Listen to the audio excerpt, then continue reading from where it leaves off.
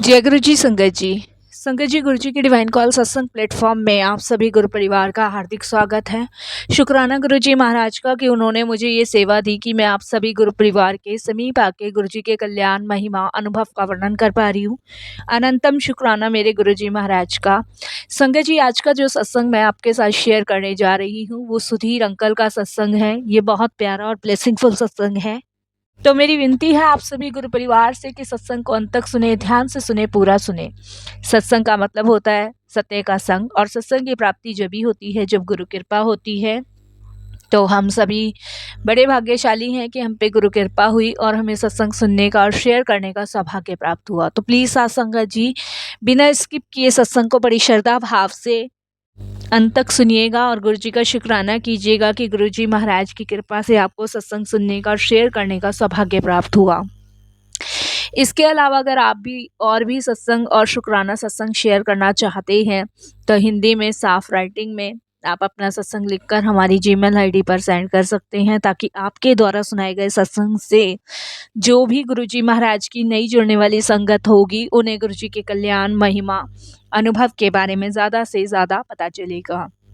सत्संग आपको पसंद आए तो आप इसको लाइक कीजिए, चैनल को सब्सक्राइब कीजिए, वीडियो को ज़्यादा से ज़्यादा संगत में शेयर ज़रूर कर दीजिएगा और बेल आइकन दबाना बिल्कुल भी नहीं भूलिएगा। जब भी कोई लेटेस्ट सत्संग आएगा उसका नोटिफिकेशन आपके पास आएगा। तो चलिए संगत जी चलते हैं गुरु जी महाराज के सत्संग की ओर। सत्संग शुरू करने से पहले करते हैं गुरु जी का मंत्र जाप। ओम नमः शिवाय।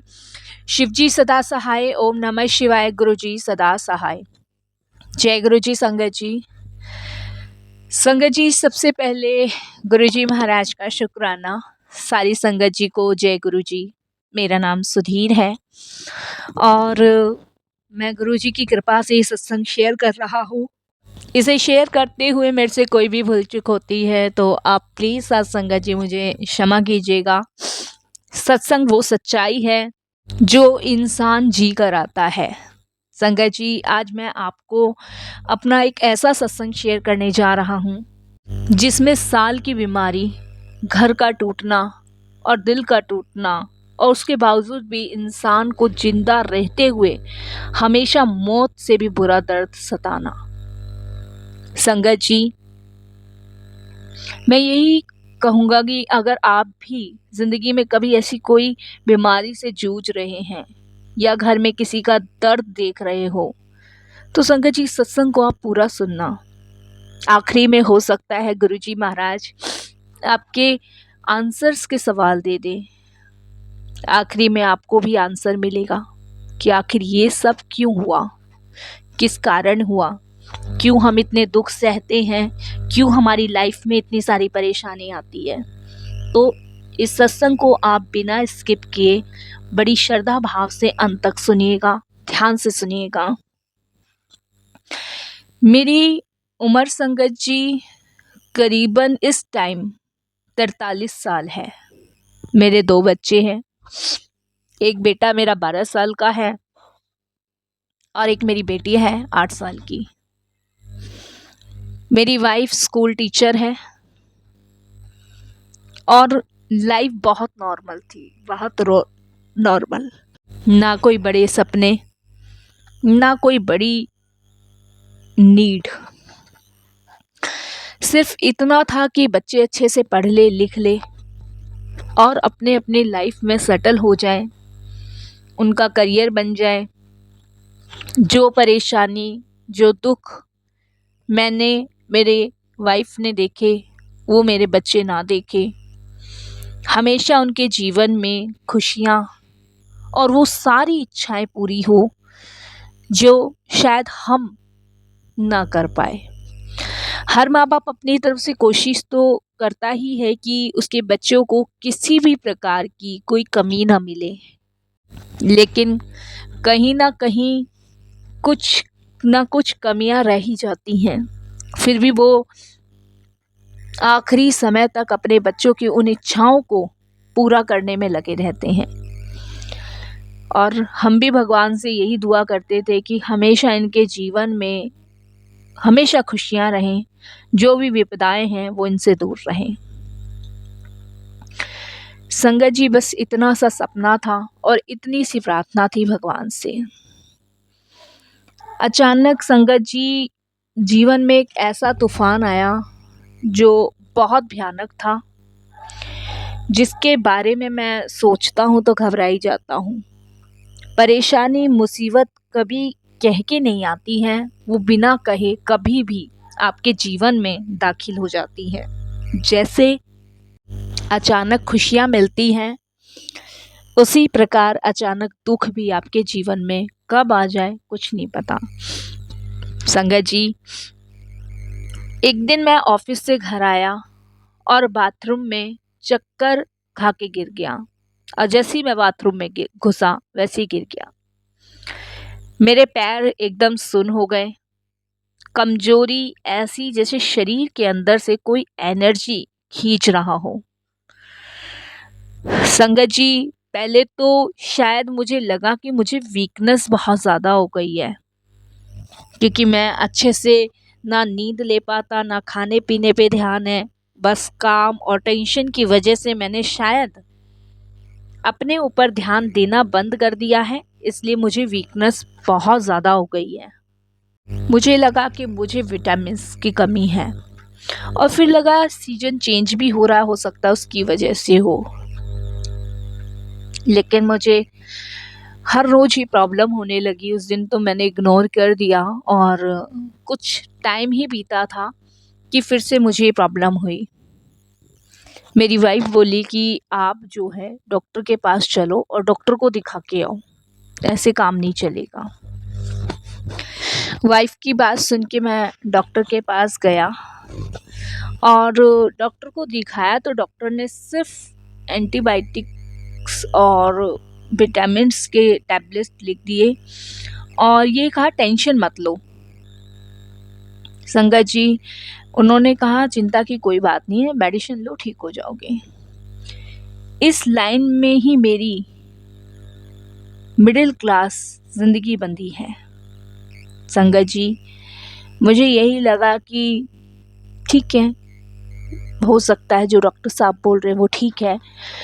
जब डॉक्टर ने बोला टेंशन मत लो, और घर जाकर टेंशन बढ़ जाती है, क्योंकि संगत जी टेंशन मत लो डॉक्टर ने ये कहा, लेकिन घर जाकर टेंशन इसलिए बढ़ जाती है क्योंकि सारी चीज़ें दिमाग में घूमना शुरू हो जाती हैं कि अभी से मेरा इतनी कम उम्र में ये हाल है तो आगे बच्चों को कैसे कर पाऊँगा। अभी तो बच्चों के लिए बहुत कुछ करना है। दिमाग में बार बार यही आ रहा था, तो वाइफ कहने लगी कि डॉक्टर साहब ने बोला है टेंशन मत लो, बार बार अगर इतना सोचोगे तो फिर से बीमार पड़ जाओगे। मैंने अपनी वाइफ को कहा मैं कोशिश करता हूँ। संगत जी, 15 दिन बाद मुझे पेन शुरू हुआ, और ऐसा दर्द जैसे कोई अंदर से शरीर को काट रहा हो, जैसे छुरी पेट के अंदर घूम रही हो। संगत जी, मैं फिर डॉक्टर के पास गया। डॉक्टर के पास जाने के बाद मैंने जब डॉक्टर साहब को बताया कि मुझे बहुत पेन हो रहा है, दर्द हो रहा है, तो उन्होंने मुझे पेन किलर दे दिया। मैंने पेन किलर खाया, लेकिन पेन किलर से भी कंट्रोल नहीं हो रहा था वो दर्द, और ना ठीक हुआ।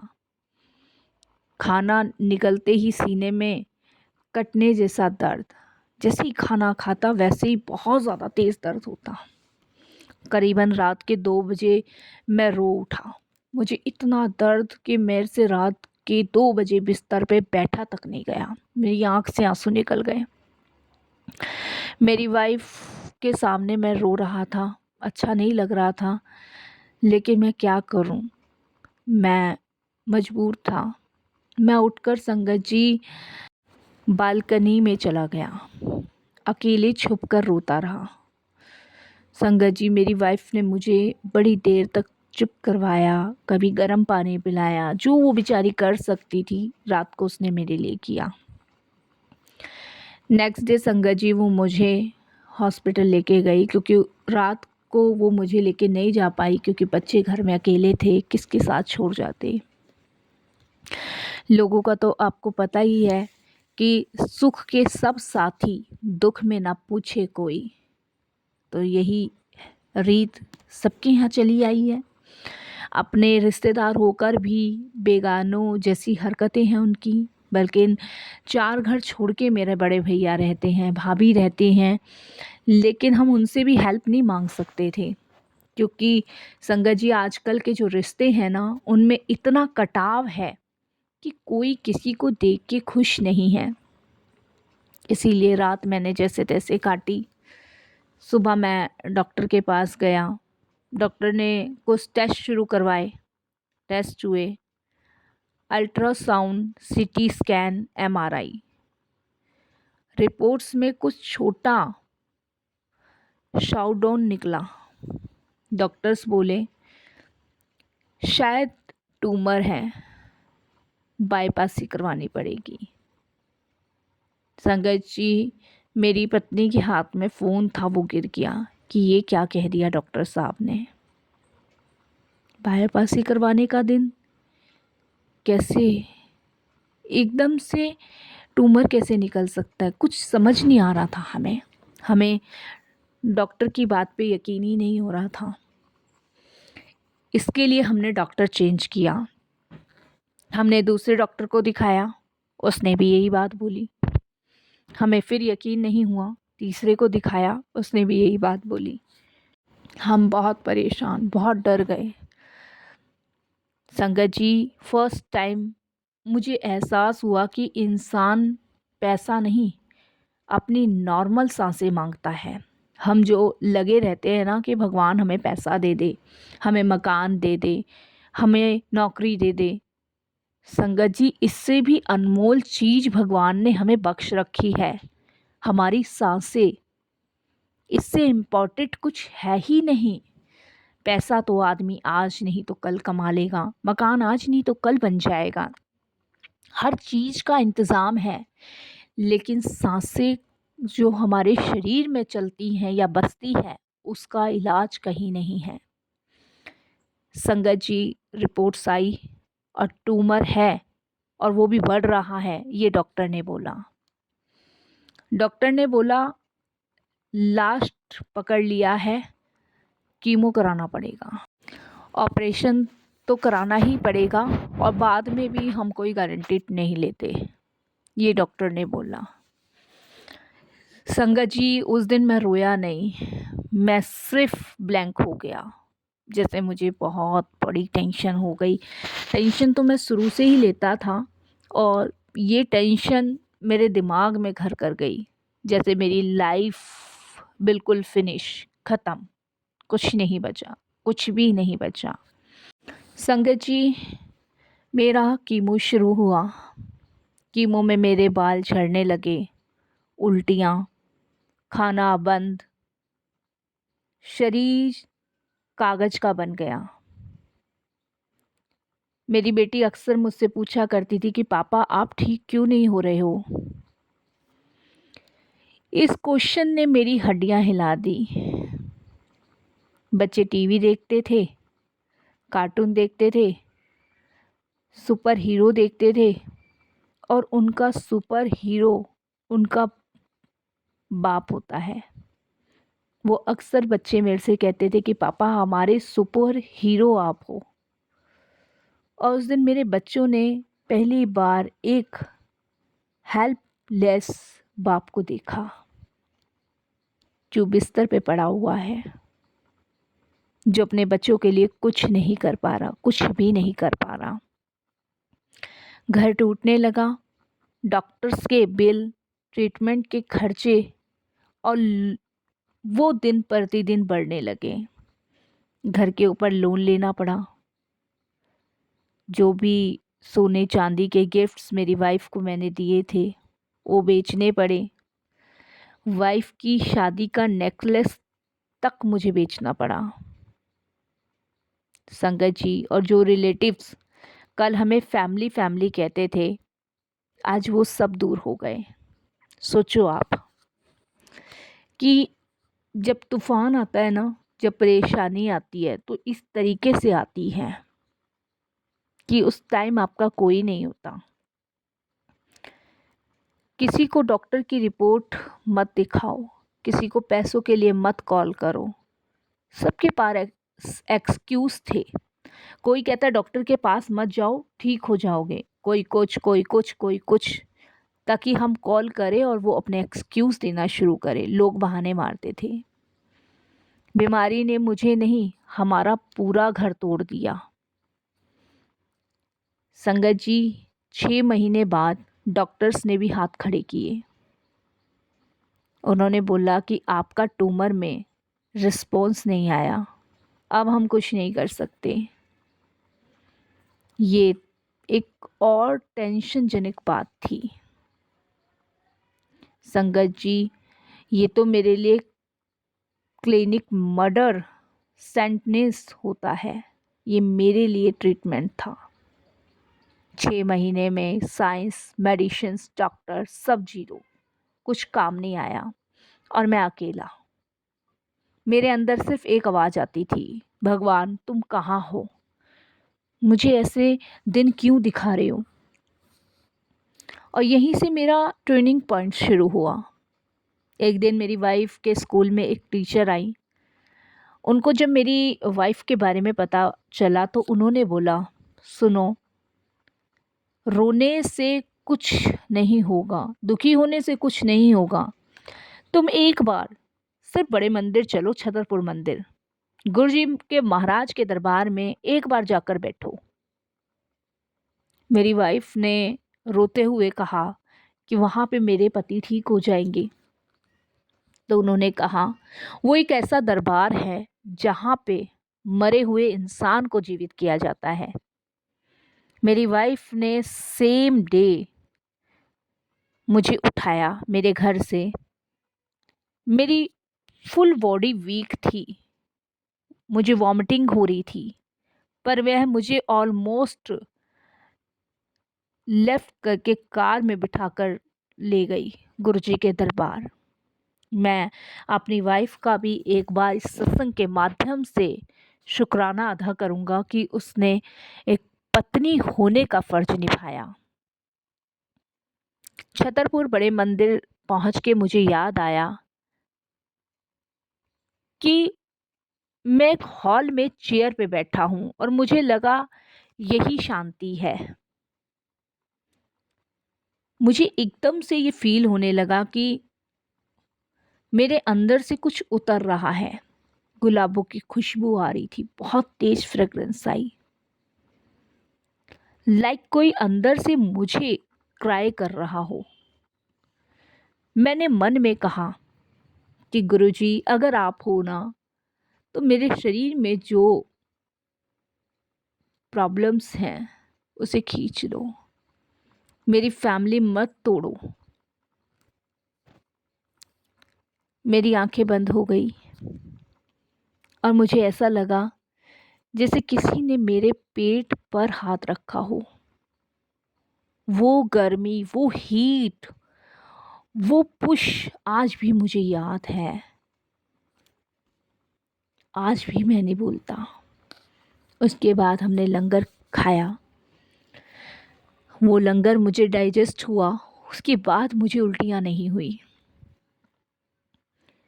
मैं घर गया और मुझे डॉक्टर के पास जाना था टेस्ट करवाने।